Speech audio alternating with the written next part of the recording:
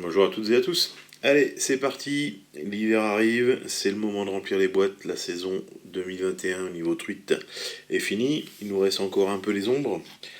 Là, va falloir remplir les boîtes pour l'année prochaine, pour 2022. Donc là, on va commencer par un petit montage simple, comme on l'a déjà vu, la faisande taille casquée, petite nymphe à vue ou petite nymphe aussi en potence, qui marcherait très bien en infotoc.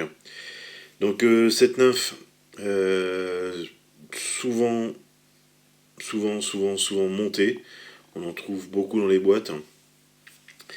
Donc aujourd'hui, on va voir quelques petites différences, voilà, qui permettent aussi de redonner un petit peu envie aux poissons de venir prendre votre nymphe. Pourquoi une faisande taille comme celle-ci et pas une faisande taille comme une autre? Parce qu'on va lui apporter des petites subtilités. Et oui, le poisson, il s'habitue, et quand il est habitué, il y goûte plus, il sait que ça fait mal à la bouche. Donc il passe sur autre chose. Allez, je mets un plan plus large, et puis on va regarder justement, vous voyez, les différents montages et cette petite subtilité qui arrive ici. Donc c'est au-dessus, au niveau du tag. Vous voyez, là on a un tag vert, un peu vert au jaune, et là on a un tag orange qui se confond au cuivre, mais qui a plus de reflets que le cuivre. C'est parti, et on va en faire une avec un tag rouge. Pardon, c'est vrai qu'on n'a pas le droit de mettre de musique. Eh oui, c'est, comment on appelle ça, les droits de auteur. Bon, non, en même temps, j'ai une petite minute là pour vous expliquer vite fait que en bas de la vidéo, juste en dessous, il y a un petit rectangle qui s'appelle abonner, et juste à côté, il y a une petite cloche. Et ben, ces deux boutons-là, ils servent de l'abonné, donc à alimenter la chaîne, et puis la petite cloche à vous prévenir quand il y a une nouvelle vidéo. Ben oui, parce que si vous le faites pas, le problème c'est que la chaîne n'est pas classée. Et si la chaîne n'est pas classée, je peux de moins en moins vous apporter de contenu. Et puis de moins en moins vous apporter les divers montages, quoi. Donc faire du partage au niveau de la pêche, vous, ça vous coûte rien, ça vous prend une seconde de votre temps pour l'abonnement. Et après, c'est fini, quoi, c'est automatique. Donc voilà, n'hésitez pas, appuyez sur les deux boutons, invitez vos potes à voir aussi, je vous dis, plus la chaîne sera classée, plus il y aura de monde, plus il y aura de contenu, et plus je vous apporterai de nouveaux montages. Merci, à bientôt. Alors, pour monter cette petite nymphe, il nous faut deux tailles d'hameçon, soit on le monte en 12, qui est assez passe-partout. Vous voyez, par rapport à mon pouce, hop, il y a un poil dessus, par rapport à mon pouce, ça fait pas une si grosse nymphe que ça. Alors pourquoi taille 12 et 14? Pourquoi pas plus petit? Pourquoi pas plus gros? Tout dépend des rivières où vous pêchez. Voilà, souvent je vois des montages ultra fins, ultra petits sur de la nymphe, très petite. Mais est-ce que c'est la réalité de ce qui colle sous vos cailloux, là où vous pêchez? Parce que c'est pareil, c'est bien de faire dans l'infiniment petit. Alors derrière un étau, pour se faire plaisir, avec du montage et se donner des qu'on s'appelle des buts, ouais, pourquoi pas. Mais dans la réalité, au niveau de l'eau, restons quand même aux tailles naturelles. Donc le 12 et le 14 sont passe-partout, souvent dans les tailles de sèche comme dans les tailles de nymphes, surtout dans nos rivières en France. Alors là, on va monter, comme je vous ai dit tout à l'heure, la faisant de taille. Qu'est-ce qu'il nous faut? Donc pour commencer, qu'est-ce qui va, enfin, il va nous falloir du faisan pour faire le corps, voilà. C'est ce qui va nous alimenter le corps et tout. Le faisan, qui va nous permettre de faire les cercles, le corps et tout le reste. Pour le faire tenir, on va prendre un fil de cuivre. Donc là, je vais en prendre un autre bout plus grand. Voilà, fil de cuivre qui vient d'un haut-parleur, donc qui a été mesuré au palmaire. C'est bien un 0,2, du fil de 0,2. Alors, parce que d'habitude, dans le commerce, on a tous acheté des petites bobines de fil de cuivre. Donc, très bien, pour faire les autres petites nymphes ou cercler sur les corps de sèche. On a souvent du 0,1 comme ça. Mais là, pour la faisant taille, je trouve que le 0,1 est un peu petit. Donc, on va passer sur le 0,2. Là-dessus, on a dit le cuivre, ça c'est bon. Pour lester tout ça, il va nous falloir un peu de plomb. Donc là, j'ai pris un petit bout de plomb en 0,5. Donc le 0,5, ouais, en 0,5, qui va nous permettre de bien lester avec 3-4 tours. Donc là, c'est pareil, le lestage, ça peut aller de 2 tours jusqu'à 25 tours. Tout dépend des courants que vous voulez, tout dépend si vous voulez que votre nymphe descende vite, tout dépend du lieu où vous pêchez. Donc ça, c'est à vous de vous adapter, de faire plusieurs nymphes avec plusieurs plombées. Donc tête cuivrée, pour faire tenir le cuivre, il va nous falloir un peu de résine. Donc on va taper sur de la résine solide, enfin de la résine solide, de la résine épaisse, pardon. Cette résine épaisse va nous permettre de pouvoir la travailler, de rester tout autour, sans qu'elle, voyez, sans qu'elle aille s'infiltrer dans les fibres, et qu'après elle vous fasse une nymphe dégueulasse. Et par-dessus là, on va y mettre un morceau de tinsel rouge. Voilà. C'est parti. Moi je vais utiliser deux fils, un 14-0 et un 8-0. Alors le 14-0 va être pour le montage, et le 8-0 sera pour le remplissage. Parce que vous allez voir qu'il va falloir qu'on forme un peu notre corps en conique pour récupérer la hauteur du plomb. Donc, il va falloir donner une forme un petit peu à tout ça. Donc là j'arrive, j'emmène mon fil de montage jusqu'à la courbure, lui je le mets en attente. Là je prends mon fil de plomb et on va faire 3 et 4 tours. 1, 2, 3 et 4. On va essayer de serrer tout ça. Donc là, petite pince à épiler. Hein. On resserre les fibres, les spires, on resserre tout.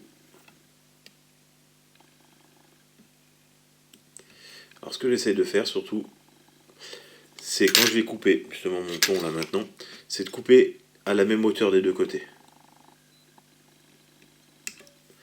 Le premier, voilà, et là je vais couper l'autre à la même hauteur. Voilà, donc mon plomb est dans le tiers avant, pour éviter justement, et puis que la fasse, parce que comment vous dire, notre, là voilà, notre plomb va avoir tendance à faire pencher notre nymphe vers l'avant, mais notre fil de montage va avoir tendance à la retenir. Donc c'est pour ça aussi que le fait de rééquilibrer le poids vers l'avant va nous permettre d'avoir une nymphe à plat dans l'équilibre et qui va nager plus facilement dans l'eau. Yes, allez, quelques fibres. Alors quand vous faites ça, prenez toujours le même nombre de fibres, pardon. Parce que si vous faites plusieurs nymphes avec plusieurs lestes différents, il faut que vous ayez toujours le même équilibre.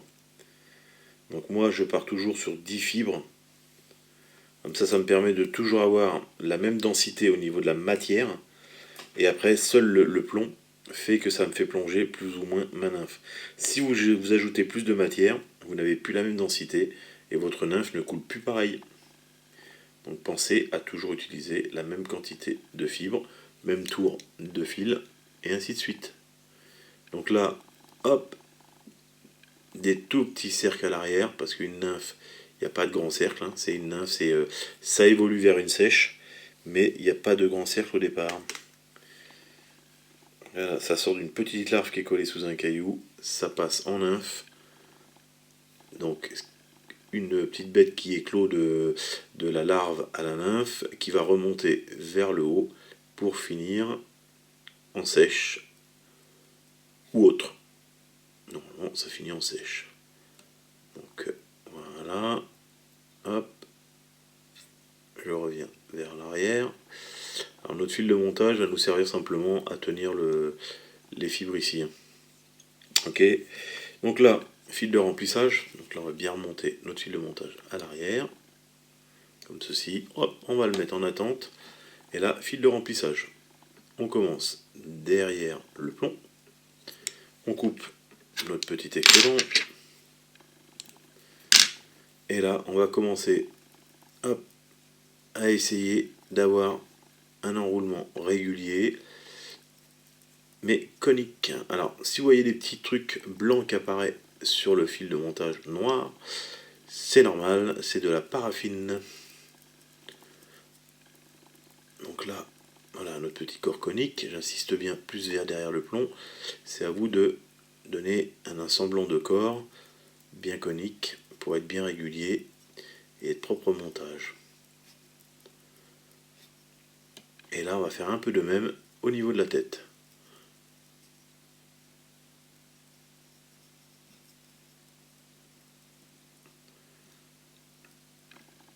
Comme ceci. Là, tac, vous avez vu, j'arrête mon fil noir au niveau du plomb, parce que le fil noir, on arrive à l'encastrer dans les fibres, et le nœud ne va pas trop déformer notre montage. De faire une surépaisseur plus d'un côté que de l'autre. Voilà. Donc là, hop, on ramène le tout par ici, comme ceci. Et là, on va attacher notre tinsel rouge, donc vers l'avant.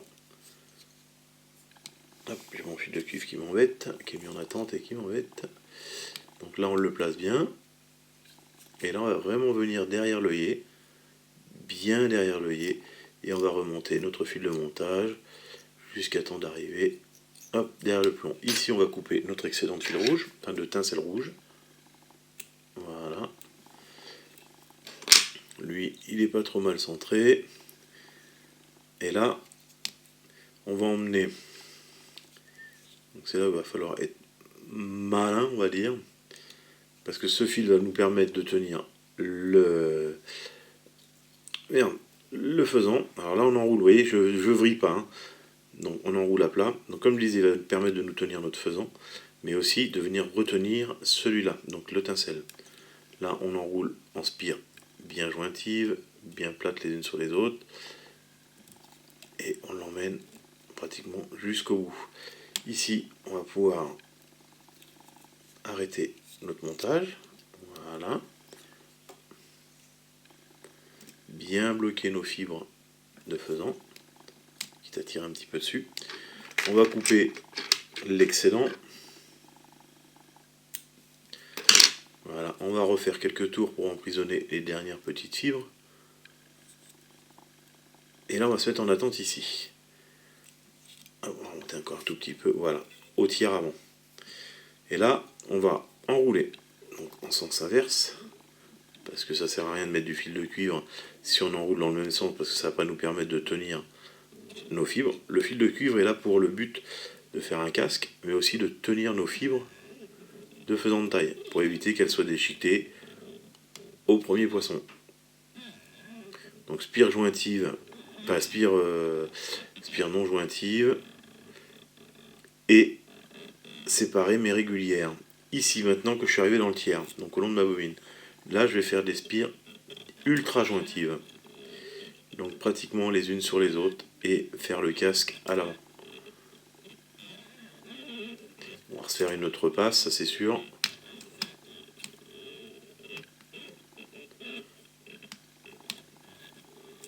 Hop là. Donc il faut prendre son temps. Vous voyez, il y a plusieurs bobines qui nous embêtent, plusieurs fils qui nous embêtent. Donc là encore la bobine de montage, on peut aller la mettre sur le côté.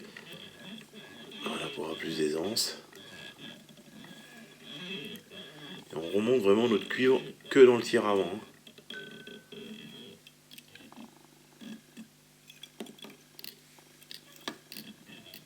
Et ici, là, notre fil de montage, on le récupère là.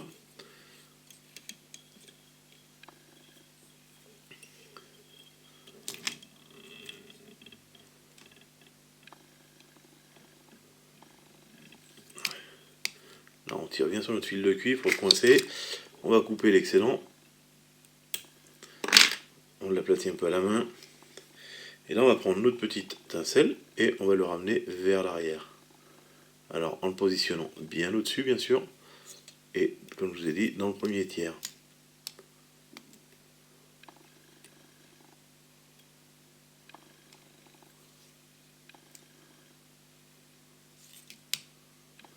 Voilà, 2-3 tours, pas plus, et on coupe l'excédent. Un ras.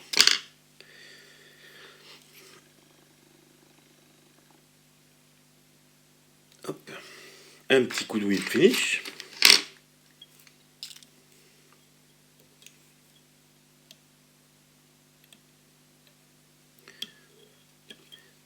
Tac. Allez, puis en plus on va complexifier un petit peu le truc. Je vais lui mettre un tout petit point orange. Qui permet de faire un tag. Donc on va innover encore un autre truc. Petite boule de orange, voilà.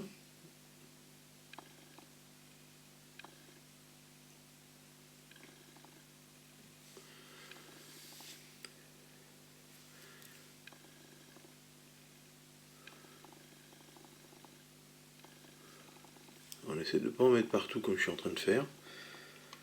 Donc voilà, ici tout de suite, hop, un petit coup de cessage. Et ce qui va nous donner tout de suite un spot vraiment top. Du relief, du reflet et du spot. Donc maintenant, quand on a mis le petit point, on va se prendre notre résine liquide, enfin liquide, semi-épaisse ou épaisse. Et là, on va aller en étaler tout tout autour. Et on va commencer à construire notre tête.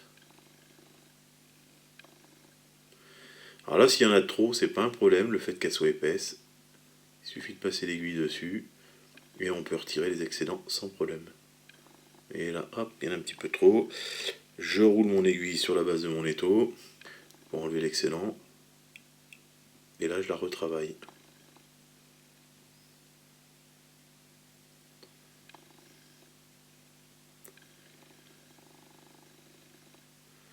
Alors le but n'est pas d'avoir une hyper grosse nymphe en tête, mais d'avoir quelque chose de propre et de régulier comme ceci. Avec un œillet bien sûr qui n'est pas bouché comme vous pouvez voir. Donc rouge et orange, deux belles petites couleurs qui permettent justement de donner de l'attractivité et d'avoir quelque chose qui change un petit peu de d'habitude. Alors faut pas hésiter à varier vos couleurs, on peut mettre du vert, du jaune, ce que vous voulez. Les reflets changent et ça permet aussi de donner, je vous dis, un appât différent qui reste dans le même de ce qu'on peut trouver sous les cailloux, mais avec un petit point d'attractivité différent. Donc là, on sèche bien. Vous avez vu tout de suite, boum, dès que le laser passe, petit point de reflet. Et ça, quand les UV réagissent comme ça, les poissons, ils aiment bien. Donc voilà notre petite faisande taille. A bientôt. Allez, au prochain montage. J'espère continuer à pouvoir vous faire des vidéos comme je faisais il y a un certain moment. Donc alimenter la chaîne assez facilement. N'hésitez pas à mettre un pouce bleu, à liker, à vous inscrire, à demander du monde, enfin à devenir. Plus la chaîne vous la ferez vivre par ces petits commentaires positifs, ces petits pouces bleus et ainsi de suite, et plus la chaîne, vous voyez, tous les youtubeurs ils le disent, toutes les personnes qui essayent de vous présenter quelque chose, alors moi j'en vis pas, je suis pas comme certains où il y en a qui en vivent, moi je suis pas là pour ça. Par contre, le soutien permet de faire vivre la chaîne et de vous apporter toujours des nouvelles, de nouveaux montages et de nouveaux produits. Voilà. Allez, à bientôt les amis. Ciao, ciao.